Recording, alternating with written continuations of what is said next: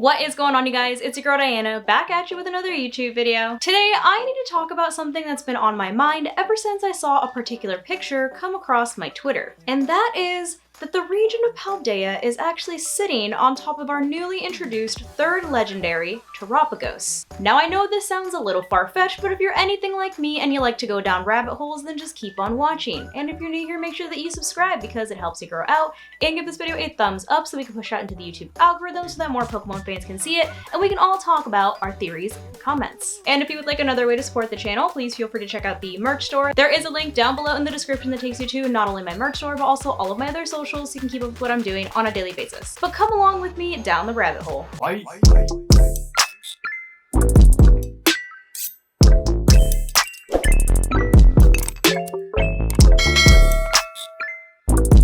So as we already know, the DLC for Pokemon Scarlet and Violet is split into two parts. Part 1 being called the Teal Mask, which centers around Ogerpon, which is one of our new legendaries that dons a teal mask. We are also introduced to 3 new Pokemon that are said to be the heroes of Kitakami, which is the region that the DLC is supposed to take place in. And those 3 Pokemon are Okidoggy, Monkey Dory, and Pheasantipity. So we have a dog, a monkey, and a pheasant. And part 2 of the DLC is called the Indigo Disc, which centers around Terapagos, clearly a play on the word Galapagos because it's quite literally a Galapagos giant turtle, and the Blueberry Academy, which happens to be sunken in the middle of the sea, very eerily similar to Atlantis. But from the information that we already have on the DLCs and their settings and what Pokemon we're going to be interacting with, people have already drawn connections for the Teal Mask to the Japanese fable of Momotaro, which is about a boy, Momotaro, who befriends a monkey, a dog, and a pheasant. And he basically works together with them in order to protect his village from Oni, which are ogre-like Pokemon. You can see why something like Ogerpon fits the bill perfectly. So using that same deductive reasoning and logic, people have come to the conclusion that Terapagos is based on the world turtle, which we clearly have many depictions of the world turtle, but the most famous one being a turtle with elephants on its back carrying the entire world. And so the picture that sparked my interest in this theory that Paldea is actually on Terapagos' back is this one right here where somebody outlined the map of Paldea, and it looks very eerily similar to the shape of Terapagos. You can see Terapagos' head here at the top, the clouds over here kind of resemble its tail, and the rest of it resembles its shell, with the Great Crater of Paldea being where the gemstone is on Terapagos' shell. But here's the thing, so many people think that this is a stretch and people are reaching, but here's why I think this theory actually makes a lot of sense. So one of the biggest arguments that people have against Paldea sitting on Terapagos' back is that it would make Terapagos way too big to be a Pokemon. Because logically thinking, a Pokemon would need to be at a size where you would be able to catch it and then later use it in battle. And they also point out that the research team that was down in Area 0 actually encountered this Pokemon and saw it for themselves. As the entry in the Scarlet and Violet book says, while separated from the research team in the crater's depths, I found a strange entity. Whether it was a Pokemon or even alive at all, I know not.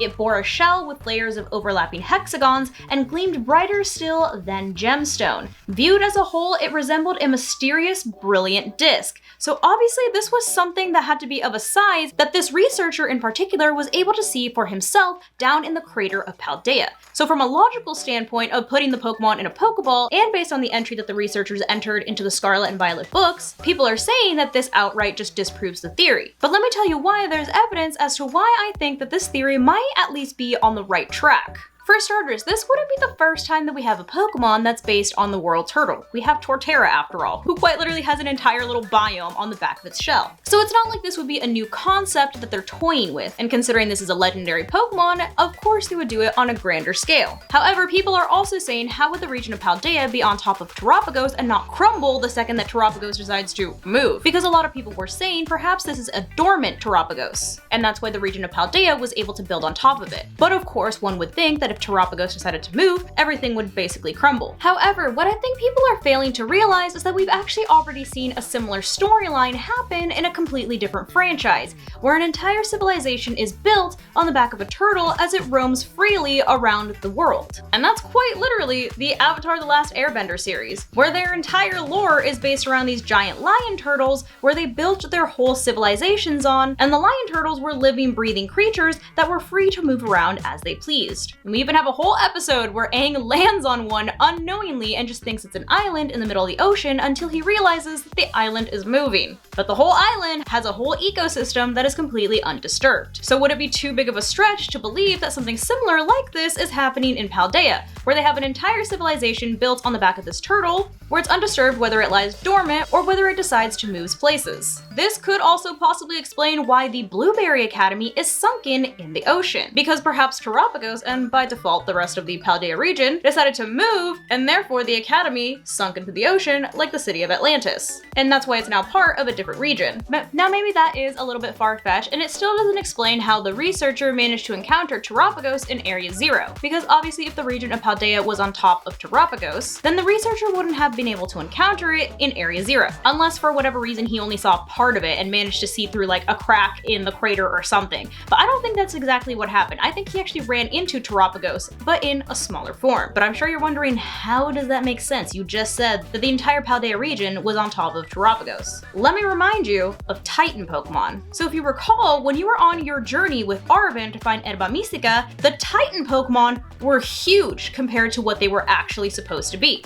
We had giant bombardiers, giant cloths, giant orthworms, and even the Paradox Titans were much bigger than their true Paradox forms. And this was supposed to be because of the Herba Mystica that they would eat, which would suddenly give them a surge of power, and also make them grow in size. So the Titan Pokemon were actually just normal Pokemon that interacted with Herba Mystica. And remember that you couldn't actually catch the Titans in their Titan form. They were much too big. You had to go back to the area where you encountered them as a Titan and catch them when they were in their smaller, regular form. So who's not to say that Terapagos had a similar thing happen to it? Perhaps Terapagos was feeding on some Herba Mystica, maybe that's what it eats. Turtles do eat like kelp, right? And therefore, because it ate the herbs, it managed to grow to a huge size. And perhaps it stayed like that for a very long time, to the point where the region of Paldea was able to form on top of it due to natural causes like sediment and all of that science stuff. Which brings me back to what the researcher encountered in Area 0. Since based off of the entry in the book, it says that the researcher encountered a disc-like Pokemon in the depths of the crater in Paldea. So what if Terapagos, which was once huge, and therefore the region of Paldea was able to form on top of it, was struck by something that caused it to shrink from its Titan form back to its normal form?